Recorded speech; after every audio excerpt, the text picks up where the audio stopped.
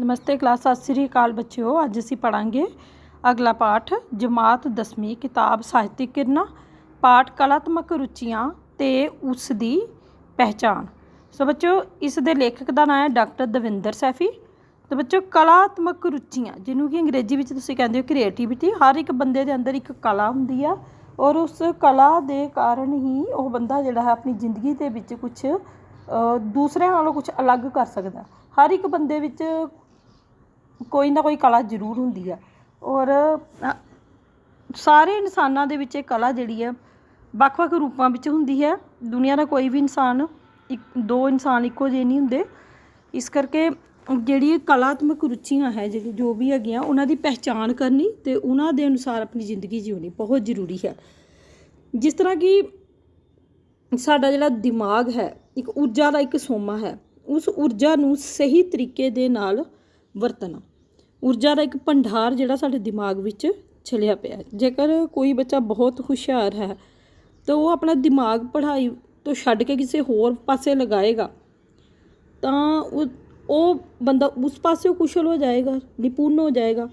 जिस तरह कि कुछ बच्चे ना पढ़ के वो शरारतां वाले पासे अपना ध्यान लगाते हैं तो उन्हों की सारी जी ऊर्जा है वो शरारतां वाले पासे चले जाती। जिस तरह कि ये लेखक ने पानी की उदाहरण दी हुई है कि जेकर एक पानी नूं जेकर खुला छड्डता जाए तो अपने घरां नूं लोकां दे घरां नूं बर्बाद कर देवेगा, फसलों नूं उजाड़ देवेगा। जेकर उससे पानी नूं डैम बना के बंद करके सुरक्षित रखा जाए तो वही पानी के नाल बिजली पैदा की जा सकती है, खेतों के विचों पानी लगाया जा सकता है और उस पानी के नाल बहुत सारे जिहड़े फायदे आ वो किए जा सकते हैं। इस तरह ही मनुख का दिमाग है, जेकर उन्होंने अपने काबू के विच रखा जाए, उसनूं ठीक तरीके इस्तेमाल किया जाए तो उसके जिहड़े नतीजे है वो भी वधिया आउणगे। तो जेकर उस दिमाग नूं गलत तरीके इस्तेमाल किया जाए तो उसके नतीजे भी गलत होणगे। तो ये विच लेखक ने सानू समझाना चाहया है कि कलात्मक रुचियां जिहड़ियां वो 8 प्रकार दी हुंदियां। गार्डनर ने कलात्मक रुचियां के अनुसार से बुद्धि नूं 8 भागां दे विच वंडिया है और मनुख नूं अपने आप की सब तो पहला अपने आप की पहचान होनी चाहिए है, फिर असी होर चीज़ां होर इंसानां होर वस्तुओं की पहचान कर सकते हैं। तो चलो बच्चे शुरू करते हैं पाठ कलात्मक रुचियां प्रकृति ते पहचान। तो कवि कह रहा है लेखक कह रहा, तेरा उच्च मुकाम है क्यों होवे दिलगीर, फुल कमल दा टहकदा चिक्कड़ सीना सी। मतलब तेरा उच्च मुकाम है, इंसान को कह रहे कि तेरा जिहड़ा है उच्च मुकाम है, तेरा तू दुनिया दे विच कुछ उच्चा कर सकता है, कुछ हासिल कर सकता है, तू बहुत दूर पहुँच सकता है, तू बहुत बड़ी प्रसिद्धि प्राप्त कर सकता है, तू क्यों दिलगीर होता, तू क्यों घबरा रहे। फुल कमल दा टहकदा, फुल कमल दा खिड़ जाता, चिक्कड़ सीना सीर मतलब कि नीचे सारा चिक्कड़ हुंदा, उहदे उत्ते एक कमल दा फुल खिड़दा। इस करके मनुख नूं भी अपनी जिंदगी दे विच कठिनाइयां तो घबराना नहीं चाहिए, क्योंकि जिस तरह कमल दा फुल जिहड़ा है चिक्कड़ दे विचों उपर उठ के खिड़दा है, इस तरह हर एक इंसान नूं भी अपनी जिंदगी दे विच सफल होने दे लई तरक्की करनी चाहिए है। कमल दे फुल की जिहड़ी उदाहरण साडे वास्ते बहुत वधिया। हर एक मनुख दे अंदर ऊर्जा का एक बड़ा भंडार हुंदा है, ऊर्जा का यह भंडार उस लिए वरदान भी बन सकता है तो शराब भी। बिजली शक्ति का लाभ भी लिया जा सकता है तो यह प्रक्रिया उस तरह की है जिमें बंड बना के संयोजित किए गए पानी तो बिजली शक्ति का लाभ लिया जा सकता है। इस तरह पानी में जेकर अवारा छड्ड दिता जाए तो आस पास की खेती का उजाड़ा करवाया जा सकता है। कलात्मक रुचि का उजागर होना इस बन या डैम उसारी वांग ही है। कला तुहानू निज तो मुक्त करके समाजिक निज नाल जोड़ती है। कला असली खुशी ते दी भी उत्साह का सोमा है। फ्रांस के बड़े चिंतासीन लेखक विक्टर ह्यूगो ने इस कारज नूं गुलामी तो मुक्ति दिवाण वाला कारज ऐलान ते कला शक्ति नूं सुतंत्रता शक्ति की वाहक मन्निया है। इसलिए हर एक व्यक्ति को अपनी कलात्मक संभावनावां विकसित करने लई निरंतर यतनशील रहना जरूरी है। कुछ ना कुछ अजिहा सिरजना जरूरी है जो पदार्थक लाभां ते पूंजी लोड़ां तो मुक्त होवे। अजिहा सिरजक व्यक्ति निश्चय ही प्रकृति समाज ते सभ्याचार लई वरदान साबित हुंदा है। कलात्मक रुचियां की पहचान किवें कीती जा सकती है। साडे अंदर कोई कला हैगी है, सानूं उसदी पहचान नहीं है तो किवें करनी। कलात्मक रुचियां की पहचान का मसला मनोविग्यानिक मसला है। दरअसल पढ़ाई विशा चोण, किता चोण, डिग्री चोण, नौकरी, लालसा आदि सबली महत्वपूर्ण चोणां वेले वड्डे समाजिक ਸੰਮੋਹਨ ਅਧੀਨ ਫੈਸਲੇ ਲਏ ਜਾਂਦੇ ਹਨ। ਇਹਨਾਂ ਚੋਣਾਂ ਵੇਲੇ ਮੂਲ ਬਿਰਤੀ ਰੁਝਾਨ ਤੇ ਬੁੱਧੀ ਯੋਗਤਾ ਨੂੰ ਅਕਸਰ ਹੀ ਅੱਖੋਂ ਪਰਖੇ ਕਰ ਦਿੱਤਾ ਜਾਂਦਾ ਹੈ। ਸਮਾਜਿਕ ਸੰਮੋਹਨ ਅੱਗੋਂ ਮੰਡੀ ਦੀ ਹਨੇਰੀ ਪਦਾਰਥਕ ਅਹਿਮੀਅਤ, ਪੂੰਜੀ ਪ੍ਰਾਪਤੀ ਤੇ ਸਟੇਟਸ ਸਿੰਬਲ ਦੀ ਧਾਰਨਾ ਵਿੱਚੋਂ ਉਦੇ ਹੁੰਦਾ ਹੈ। ਇਸ ਲਈ ਵਿਅਕਤੀ ਬਾਹਰੀ ਸੰਰਚਨਾ ਤੇ ਅਵਚੇਤਨੀ ਸੰਰਚਨਾ ਵਿਚਕਾਰ ਖਤਰਨਾਕ ਪਾੜਾ ਪੈ ਸਕਦਾ ਹੈ। ਇਹ ਪਾੜਾ ਕਿਤੇ ਵੱਖ-ਵੱਖ ਸਮਾਜਿਕ ਭ੍ਰਿਸ਼ਟਾਚਾਰਾਂ ਦੁਆਰਾ ਭਰਨ ਦੀਆਂ ਕੋਸ਼ਿਸ਼ਾਂ ਕੀਤੀਆਂ ਜਾਂਦੀਆਂ ਹਨ ਤੇ ਆਡੰਬਰੀ ਗਤੀਵਿਧੀਆਂ ਦੁਆਰਾ ਇਹ ਪਾੜਾ ਅਜਿਹੇ ਖੰਡਿਤ ਵਿਅਕਤੀਤਵ ਨੂੰ ਜਨਮ ਦਿੰਦਾ ਹੈ ਜੋ ਨਾ ਤਾਂ ਸਵੈ ਲਈ ਕੁਝ ਸਾਬਿਤ ਹੁੰਦਾ ਹੈ ਤੇ ਨਾ ਹੀ ਸਮਾਜ ਲਈ। ਜਦੋਂ ਵਿਅਕਤੀ ਅਜਿਹੀ ਹੋਣੀ ਦਾ ਭਾਗੀ ਬਣ ਜਾਵੇ ਤਾਂ ਉਦੋਂ ਹੀ ਕਲਾ ਉਸ ਨੂੰ ਜੀਵਨ ਦਾ ਅਖੰਡ ਮਾਰਗ ਪ੍ਰਦਾਨ ਕਰਦੀ ਹੈ। ਕਲਾਤਮਕ ਕਾਰਜ ਨਾਲ ਜੁੜ ਕੇ ਉਹ ਆਪਣੇ ਸਾਰੇ ਬਿਖਰਾਊ ਨੂੰ ਸਮਗਰਤਾ ਪ੍ਰਦਾਨ ਕਰਦਾ ਹੈ। ਮੰਡੀ ਵਿੱਚ ਖਿੰਡਰੇ ਆਪਣੇ ਟੋਟੇ ਟੁਕੜਿਆਂ ਨੂੰ ਇਕੱਤਰ ਕਰਕੇ ਅਣਮੁੱਲੇ ਸਿਰਜਣਾਤਮਕ ਅਸਤਿਤਵ ਨਾਲ ਕਲਿੰਗੜੀ ਪਾ ਸਕਦਾ ਹੈ। ਇਹ ਵੀ ਇੱਕ ਮਨੋਵਿਗਿਆਨਿਕ ਤੇ ਅਧਿਆਤਮਕ ਤੱਤ ਹੈ ਕਿ ਵਿਅਕਤੀ ਜਿਸ ਨੂੰ ਪ੍ਰੇਮ ਕਰਦਾ ਹੈ ਉਹ ਜਿਹਾ ਬਣਨ ਸ਼ੁਰੂ ਕਰ ਦਿੰਦਾ ਹੈ। ਖੁਦ ਕਲਾ ਸਤਿਅਮ ਸ਼ਿਵਮ ਸੁੰਦਰਮ ਦਾ ਮੁਜੱਸਮਾ ਹੈ। ਇਸ ਲਈ ਉਸ ਨੂੰ ਸੰਬੰਧਿਤ ਵਿਅਕਤੀ ਦੇ ਅਸਤਿਤਵ ਵਿੱਚ ਬਿਨਾਂ ਇਸ ਉਚੇਚੇ ਮੁੱਲਾਂ ਦੀ ਆਮਦ ਸੁੱਤੇ ਸਿੱਧੀ ਹੋ ਜਾਂਦੀ ਹੈ। ਕਲਾ ਪ੍ਰੀਤ ਤੇ ਕਲਾਕਾਰ ਜਿਸ ਸਮੁੱਚੇ ਵਾਤਾਵਰਣ ਨੂੰ ਇਹਨਾਂ ਉਚੇਚੇ ਮੁੱਲਾਂ ਵਿੱਚ ਨਾਲ ਮਹਿਕਾ ਦਿੰਦੀ ਹੈ। ਮਾਪਿਆਂ, ਅਧਿਆਪਕਾਂ ਤੇ ਸਮਾਜਿਕ ਸਮੂਹਨ ਤਹਿਤ ਕੋਈ ਨੌਜਵਾਨ ਚਾਹੇ ਕਿਸੇ ਵੀ ਸਾਂਝੇ ਅਧਿਐਨ ਕੰਮ ਕਰ ਸਕਦਾ ਹੈ। ਉਸਨੂੰ ਆਪਣੀ ਕਲਾ ਸੰਯੋਗਤਾ ਦੀ ਪਹਿਚਾਣ ਬੇਹੱਦ ਜ਼ਰੂਰੀ ਹੈ। ਪਹਿਚਾਣ ਲਈ ਮਨੋਵਿਗਿਆਨਿਕ ਸੂਤਰ ਤੇ ਸਹਾਈ ਹੋ ਸਕਦੇ ਹਨ। Harvard graduate school of education ਦੇ ਪ੍ਰੋਫੈਸਰ ਮਨੋਵਿਗਿਆਨਿਕ ਗਾਰਡਨਰ ਨੇ ਬਹੁਬੁੱਧੀ ਸਿਧਾਂਤ, ਜਿਸ ਵਿੱਚ ਬੁੱਧੀ ਸੰਬੰਧੀ ਸੱਭਿਆਚਾਰ ਆਧਾਰ ਵਾਲਾ ਸਿਧਾਂਤ ਵੀ ਕਿਹਾ ਜਾਂਦਾ ਹੈ, ਰਾਹੀਂ ਵੱਖ-ਵੱਖ ਬੁੱਧੀਆਂ ਦੀ ਪਹਿਚਾਣ ਕਰਵਾਈ ਹੈ। ਉਹਨਾਂ ਨੇ ਬੁੱਧੀ ਨੂੰ 8 ਭਾਗਾਂ ਵਿੱਚ ਵੰਡਿਆ ਹੈ ਔਰ ਇਹ 8 ਤਰ੍ਹਾਂ ਦੀ ਬੁੱਧੀ ਜਿਹੜੀ ਹੈ, ਇੱਕ ਸਭ ਤੋਂ ਪਹਿਲਾਂ ਹੈ ਭਾਸ਼ਾਗਤ ਬੁੱਧੀ। ਇਸ ਬੁੱਧੀ ਦਾ ਸੰਬੰਧ ਬੁੱਧੀ ਦੀ ਯੋਗਤਾ ਦਾ ਸੰਬੰਧ ਭਾਸ਼ਾਈ ਪਕੜ ਨਾਲ ਹੈ। ਕੁਝ ਵਿਅਕਤੀ ਜਿਹੜੇ ਆ ਉਹਨਾਂ ਦੀ ਪੰਜਾਬੀ, ਹਿੰਦੀ, ਇੰਗਲਿਸ਼, ਉਰਦੂ ਜਾਂ ਕਿਸੇ ਹੋਰ ਵੀ ਭਾਸ਼ਾ ਵਿੱਚ ਵਧੀਆ ਪਕੜ ਹੁੰਦੀ ਹੈ। ਠੀਕ ਹੈ, ਬਹੁਤ ਵਧੀਆ ਤਰੀਕੇ ਨਾਲ ਉਸ ਭਾਸ਼ਾ ਵਿੱਚ ਬੋਲਦੇ ਆ, ਲਿਖਦੇ ਆ। ਤੋ ਜੇਕਰ ਅਸੀਂ ਲੈਕਚਰ ਕਰਨ ਦੀ ਮੁਹਾਰਤ ਰੱਖਦੇ ਹਾਂ, ਸਾਨੂੰ ਪ੍ਰਵਚਨ ਸੁਣਨ ਚੰਗੇ ਲੱਗਦੇ ਹਨ, ਕੋਈ ਲਿਖਤ ਪੜ੍ਹ ਕੇ ਸੁਣਾਉਣੀ ਅੱਛੀ ਲੱਗਦੀ ਹੋਵੇ, ਸ਼ਬਦਾਂ ਦੀਆਂ ਬਣਤਰਾਂ ਘਾੜਤਾਂ ਵਿੱਚ ਰੁਚੀ ਹੋਵੇ, ਆਪਣਾ ਪੱਖ ਕਿਸੇ ਦੂਸਰੇ ਦੇ ਸਾਹਮਣੇ ਅੱਛੀ ਤਰ੍ਹਾਂ ਰੱਖਣਾ ਆਉਂਦਾ ਹੋਵੇ, ਤਾਂ ਸਹਿਜੇ ਹੀ ਆਪਣੇ ਬਾਰੇ ਇਸ ਨਤੀਜੇ 'ਤੇ ਪਹੁੰਚ ਸਕਦੇ ਹਾਂ ਕਿ ਅਸੀਂ ਭਾਸ਼ਾਈ ਬੁੱਧੀ ਦੇ ਮਾਲਕ ਹਾਂ। ਇਸ ਯੋਗਤਾ ਕਾਰਨ ਅਸੀਂ ਕਲਾਤਮਕ ਜਗਤ ਵਿੱਚ ਕਹਾਣੀਕਾਰ, ਵਾਰਤਕ, ਨਾਵਲਕਾਰ, ਸ਼ਾਇਰ, ਅਨੁਵਾਦਕ ਵਜੋਂ ਪ੍ਰਵੇਸ਼ ਕਰ ਸਕਦੇ ਹਾਂ। ਇਹਨਾਂ ਖੇਤਰਾਂ ਰਾਹੀਂ ਆਪਣੀ ਪ੍ਰਤਿਭਾ ਨੂੰ ਨਿਖਾਰ ਕੇ ਸੰਵਾਰ ਸਕਦੇ ਹਾਂ। ਨੰਬਰ 2 'ਤੇ ਤਾਰਕਿਕ ਗਣਿਤਿਕ ਬੁੱਧੀ। ਗਣਿਤਿਕ ਮਤਲਬ ਮੈਥਸ ਦੇ ਨਾਲ ਸੰਬੰਧਿਤ, ਤਾਰਕਿਕ ਮਤਲਬ ਕੁਛ ਅਜਿਹਾ ਸੋਚਣਾ ਜਿਵੇਂ ਕਿ ਇੱਕ ਘਟਨਾ ਦਾ ਦੂਜੇ ਦੇ ਨਾਲ ਸੰਬੰਧ ਜੋੜਨਾ, ਉਹਦੇ ਬਾਰੇ ਵਿੱਚ ਚੰਗੀ ਤਰ੍ਹਾਂ ਦੇ ਨਾਲ ਜਾਂਚ ਪੜਤਾਲ ਕਰਨੀ।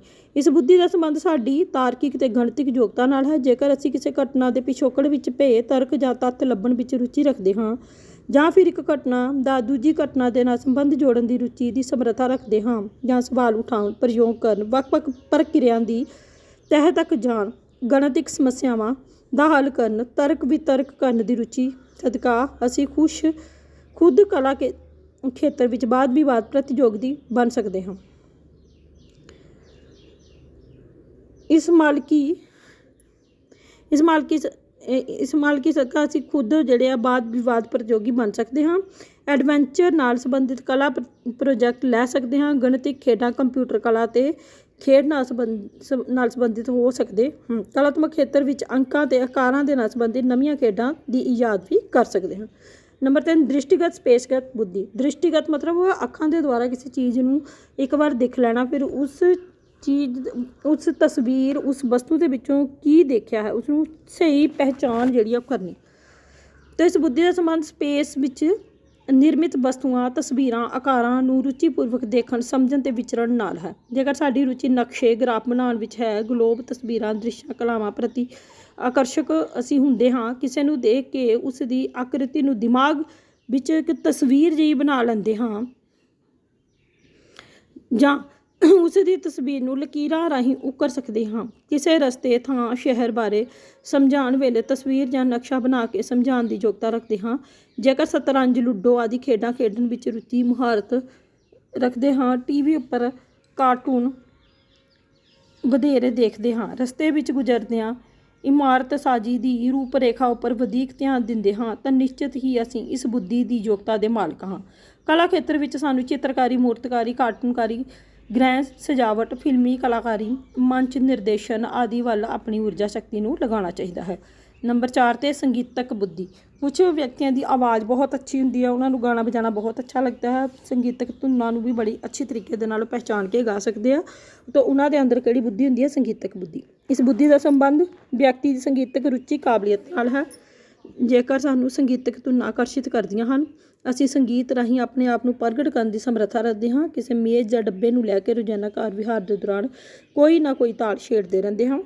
ਜੇਕਰ ਕੁਦਰਤੀ ਨਜ਼ਾਰਿਆਂ ਵਿੱਚੋਂ ਆ ਰਹੀਆਂ ਸੂਖਮ ਆਵਾਜ਼ਾਂ ਨੂੰ ਪਕੜਨ ਦੀ ਮੁਹਾਰਤ ਰੱਖਦੇ ਹਾਂ, ਪੰਛੀਆਂ, ਪੱਤਿਆਂ, ਝਰਨਿਆਂ ਦੀਆਂ ਆਵਾਜ਼ਾਂ ਵੱਲ ਵਿਸ਼ੇਸ਼ ਧਿਆਨ ਦਿੰਦੇ ਹਾਂ, ਤਾਂ ਸਾਨੂੰ ਆਪਣੀ ਸੰਗੀਤਕ ਬੁੱਧੀ ਦੀ ਕਾਬਲੀਅਤ ਦੀ ਪਹਿਚਾਣ ਕਰਨੀ ਚਾਹੀਦੀ ਹੈ। ਸੰਗੀਤਕ ਕਲਾ ਦੀ ਮੁਹਾਰਤ ਨੂੰ ਨਿਖਾਰਨ, ਸਵਾਰਨ ਨਾਲ ਕਿਸੇ ਸਾਜ਼ ਵਜਾਉਣ ਦੀ ਸਿੱਖਿਆ ਲੈਣ, ਕਿਸੇ ਸਾਹਿਤਕ ਰਚਨਾ ਨੂੰ ਸੰਗੀਤਬੱਧ ਕਰਨ, ਕਿਸੇ ਸਾਜ਼ ਦੀ ਈਜਾਦ ਕਰਨ, ਸੰਗੀਤਕ ਧੁਨਾਂ ਨੂੰ ਮੌਲਿਕ ਰੰਗ ਵਿੱਚ ਪੇਸ਼ ਕਰਨ ਦੀ ਮੁਹਾਰਤ ਨਾਲ ਜੁੜਦੀਆਂ ਗੀਤਕਾਰ ਅਤੇ ਸੰਗੀਤਕਾਰ ਦੀਆਂ ਕਲਾਵਾਂ ਨੂੰ ਨਿਖਾਰਨ, ਸਵਾਰਨ ਵਿੱਚ ਆਪਣੀ ਊਰਜਾ ਸ਼ਕਤੀ ਨੂੰ ਨਿਯੋਜਿਤ ਸਾਨੂੰ ਕਰਨਾ ਚਾਹੀਦਾ ਹੈ। ਨੰਬਰ 5 'ਤੇ ਸਰੀਰਗਤ ਬੁੱਧੀ। ਇਸ ਬੁੱਧੀ ਦਾ ਸੰਬੰਧ ਵਿਅਕਤੀ ਦੀ ਸਰੀਰਕ ਕਿਰਿਆ ਕੁਸ਼ਲਤਾ ਅਤੇ ਸਰੀਰਕ ਕਿਰਿਆ ਹੁਨਰ ਨਾਲ ਹੈ। ਜੇਕਰ ਸਾਡੀ ਰੁਚੀ ਨੱਚਣ, ਖੇਡਣ, ਤੈਰਨ ਅਤੇ ਸਰੀਰਕ ਗਤੀਵਿਧੀਆਂ ਨਾਲ ਵਧੀਕ ਸੰਬੰਧਿਤ ਹੈ, ਮੁਖਤਲਿਫ ਸਰੀਰਕ ਕਿਰਿਆਵਾਂ ਕਰਦੇ ਹਾਂ, ਜੇਕਰ ਸਾਡੇ ਹੱਥਾਂ ਪੈਰਾਂ ਦੀਆਂ ਕਿਰਿਆਵਾਂ ਦਾ ਅੱਖਾਂ ਨਾਲ ਵਿਸ਼ੇਸ਼ ਤਾਲਮੇਲ ਹੁੰਦਾ ਹੈ, ਗਰਦਨ, ਸਿਰ ਅਤੇ ਹੱਥਾਂ ਪੈਰਾਂ ਵਿਚਕਾਰ ਲੈਅਬੱਧਤਾ ਨਜ਼ਰ ਆਉਂਦੀ ਹੈ, ਵਿਸ਼ੇਸ਼ ਤੌਰ 'ਤੇ ਹੱਥਾਂ ਅਤੇ ਅੱਖਾਂ ਦੇ ਵਿਚਕਾਰ ਲੈਅਬੱਧਤਾ ਸੰਤੁਲਨ ਕਾਇਮ ਰਹਿੰਦਾ ਹੈ, ਤਾਂ ਸਾਡੇ ਸਰੀਰ ਵਿੱਚ ਇਸ ਬੁੱਧੀ ਦੀ ਪ੍ਰਧਾਨਤਾ ਹੈ। ਇਸ ਬੁੱਧੀ ਲਈ ਨਿਰਤ ਕਲਾਵਾਂ ਦੀ ਚੋਣ ਬੇਹੱਦ ਢੁਕਵੀਂ ਹੈ।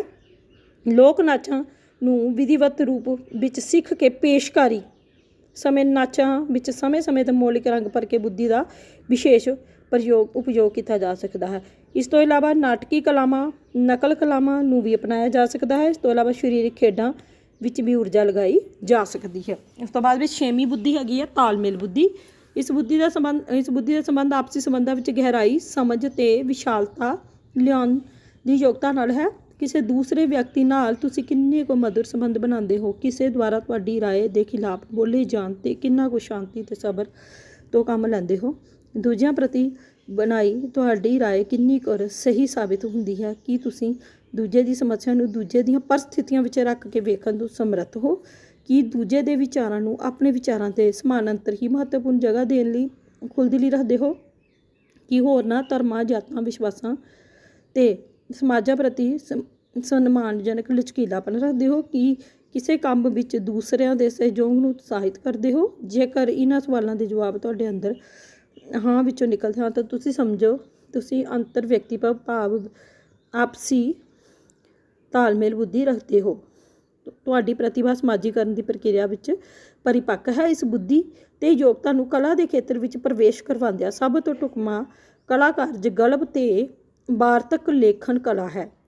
ਲੇਖਣ ਕਲਾ ਵਿੱਚ ਤੁਲਨਾਤਮਕ ਦ੍ਰਿਸ਼ਟੀ ਤੋਂ ਨਿਰਪੱਖ ਹੋ ਕੇ ਕੀਤੀ ਗਈ ਵਿਸ਼ਲੇਸ਼ਣੀ ਪ੍ਰਕਿਰਿਆ ਸਮਾਜ ਸੱਭਿਆਚਾਰ ਅਹਿਮ ਵਰਦਾਨ ਸਿੱਧ ਹੋਵੇਗੀ।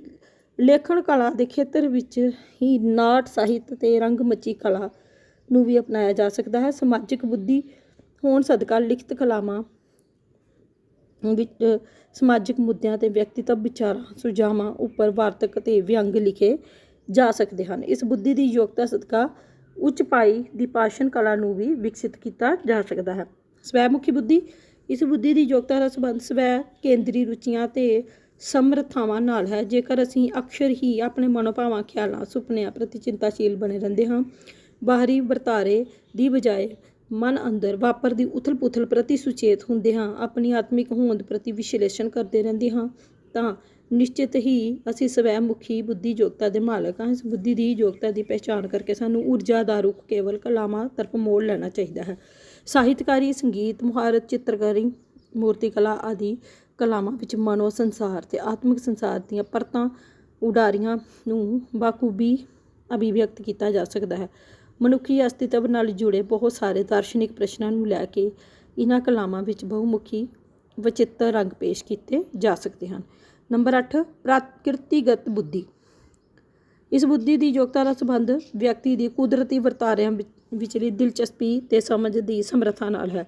ਜੇਕਰ ਅਸੀਂ ਫੁੱਲਾਂ, ਦਰਖਤਾਂ, ਸਮੁੰਦਰੀ ਹਲਚਲਾਂ, ਜੰਗਲਾਂ, ਜੀਵਾਂ, ਜੰਤੂਆਂ ਆਦਿ ਨਾਲ ਸੰਬੰਧਿਤ ਕੁਦਰਤੀ ਵਰਤਾਰਿਆਂ ਨੂੰ ਸਮਝਣ ਵਿੱਚ ਰੁਚੀ ਰੱਖਦੇ ਹਾਂ, ਕੁਦਰਤੀ ਸੋਮਿਆਂ ਪ੍ਰਤੀ ਚਿੰਤਾਸ਼ੀਲ ਦ੍ਰਿਸ਼ਟੀ ਰੱਖਦੇ ਹਾਂ, ਕੁਦਰਤੀ ਚੱਕਰ ਪ੍ਰਤੀ ਅਧਿਐਨ ਝੁਕਾਅ ਰੱਖਦੇ ਹਾਂ, ਤਾਂ ਨਿਸ਼ਚੇ ਹੀ ਇਸ ਬੁੱਧੀ ਦੀ ਯੋਗਤਾ ਦੇ ਮਾਲਕ ਹਾਂ। ਇਸ ਬੁੱਧੀ ਯੋਗਤਾ ਦੇ ਮਾਲਕ ਹੋਣ ਦੇ ਨਾਤੇ ਸਾਨੂੰ ਬਾਗ ਬਗੀਚੇ ਤਿਆਰ ਕਰਨ ਅਤੇ ਐਡਵੈਂਚਰ ਨਾਲ ਸੰਬੰਧਿਤ ਕਲਾ ਕਾਰਜਾਂ ਤੋਂ ਆਪਣੀ ਊਰਜਾ ਮੋੜਨੀ ਚਾਹੀਦੀ ਹੈ।